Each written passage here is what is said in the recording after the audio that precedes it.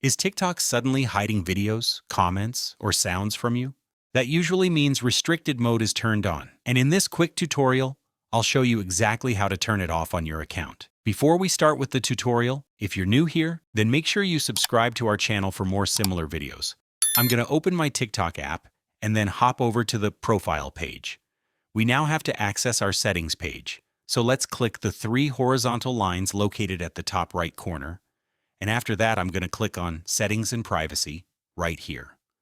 Once we're here, you will scroll a bit down until you see the Content Preferences option, and then click on Restricted Mode.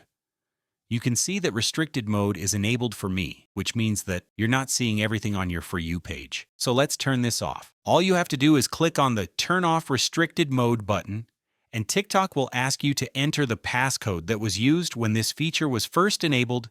Type in that code. And as soon as you confirm it, restricted mode is going to be completely disabled on your account.